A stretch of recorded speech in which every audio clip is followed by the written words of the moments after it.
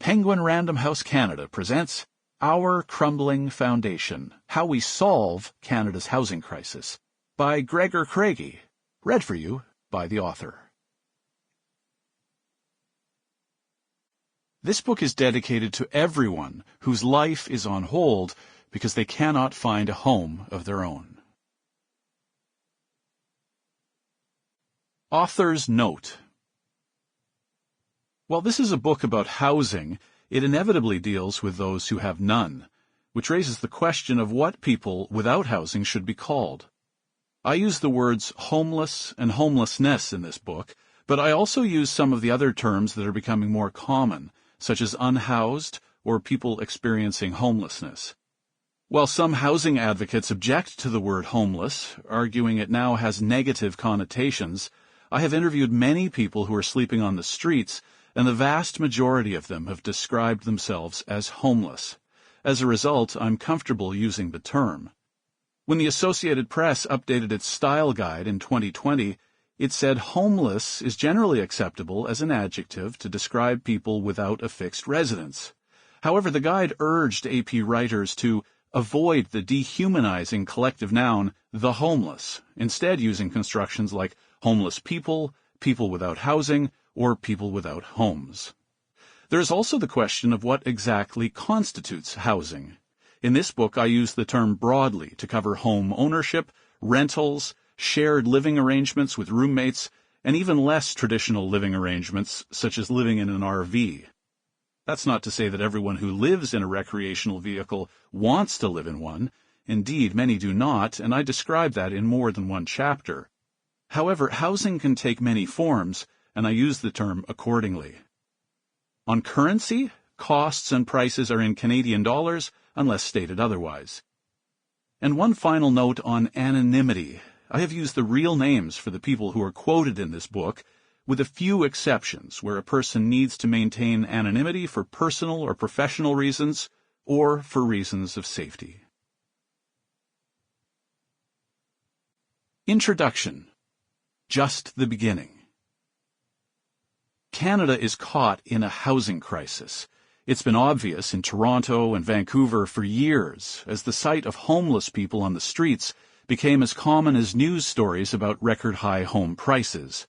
But in between the two extremes of multi-million-dollar homes and people with no homes at all, there's a huge and growing segment of society whose lives are dominated by the difficult question, where will I live? Some simply give up on their dreams of buying a home. Others spend their free time looking for a better place to rent. Some have been evicted by landlords cashing in on those high prices. Others are plagued by panic attacks every time a rental application is rejected and are terrified of ending up homeless. And for those experiencing homelessness, of course, every day is a crisis.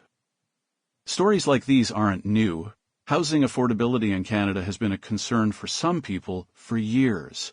What is new is the scale of the problem. In 2022, Canada's first federal housing advocate, Marie-Josée Hull, put it bluntly, housing and housing affordability is becoming more and more out of reach for most Canadians.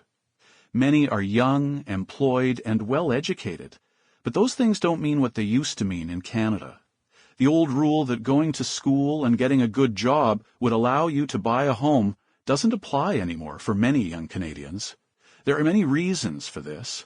Perhaps the most obvious is that incomes haven't kept up with rising housing costs. Between 2001 and 2021, the average price of a single-family home in Canada more than tripled, while the cost of everything else rose only 43%. The result is that homes are too expensive for many Canadians. On top of that, there just aren't enough of them. The Canada Mortgage and Housing Corporation estimates that by the end of this decade, Canada will need an extra 3.5 million homes. That's on top of the more than 2.3 million new housing units already predicted to be built by then. But this crisis is about much more than just supply and demand. Single-family zoning, divestment from social housing, decades of low interest rates that encourage the commodification of housing, and short-term vacation rentals have all contributed, along with many other factors. British Columbia and Toronto have recently eliminated most single-family zoning in an effort to increase the housing supply. But if Canada is going to make housing more affordable, or at least attainable, then it will need to make many more changes. That's why I wrote this book. After reporting on this issue for more than 25 years, I want to see more people move into secure housing. I've reported on housing and homelessness more times than I can remember. I've interviewed hundreds of people about this: renters, landlords, buyers, sellers, developers, real estate agents, homeless people, housing advocates, builders, building inspectors, market analysts, economists, municipal councillors, mayors, housing ministers, premiers, and prime ministers. It's not that I'm obsessed by the issue of housing, though it has always interested me, so much as the fact that the issue has dominated life in British Columbia for as long as I've lived here, and it's only got worse both here and across a lot of the rest of the country. It took many years before it finally dawned on me exactly how big the problem is. It may seem counterintuitive, but this epiphany came to me not at work, but at home, when my wife and I received our 2021 property assessment in the mail. The number seemed to scream out at me as soon as I ripped open the envelope. $1.3 million. Our 110-year-old ramshackle wood frame house was worth a fortune. I felt a brief moment of jubilation and even heard the bare-naked ladies singing in my head. If I had $1 million, I'd be rich. But my momentary elation at our newfound wealth on paper was eclipsed almost immediately by a sobering realization. There is no way I could afford to buy my house today. I thought back 17 years to when we bought our first house in Vancouver. I remembered the nagging suspicion that the $305,000 price tag would lead us to financial ruin.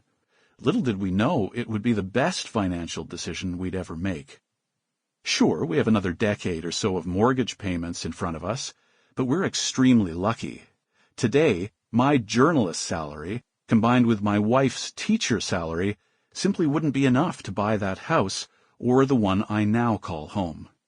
I thought of my young colleagues who don't have the same opportunity I had simply because they were born too late. Then I thought of my kids. How will they ever afford homes of their own? And where? If these sound like the middle-class concerns of someone who's relatively fortunate, well, that's because they are. I own a safe house in a beautiful city. It's walking distance to schools, shops, and the beach. Everyone should be so lucky. And I know my kids will likely be able to rely on at least some financial help from their parents in the future, a factor that matters more and more these days, and only exacerbates intergenerational inequalities. But this book isn't about me or my family. It's about the millions of Canadians who are struggling with unaffordable housing and the impact it's having on both them and the country as a whole. This book tells the stories of Canadians who are suffering due to the lack of affordable housing in this country. It also profiles people in other countries who have benefited from changes that could work here. As a journalist, I've heard countless tales of struggle over the years, but in writing this book, I've heard many success stories too. They've convinced me that there is no single measure that will fix this problem. Instead, most or even all the solutions presented in this book will be needed.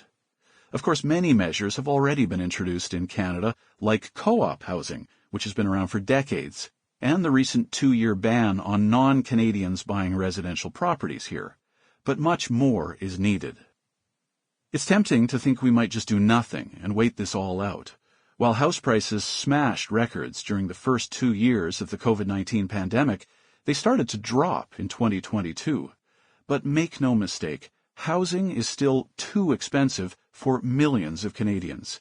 In fact, rising interest rates made mortgages more expensive, which effectively canceled out any benefits to buyers of lower prices. In the third quarter of 2022, housing in Canada was more unaffordable than ever. A Royal Bank report estimated the share of the average household income needed to cover the ownership costs of an average home had risen to 62.7%. Sample complete. Ready to continue?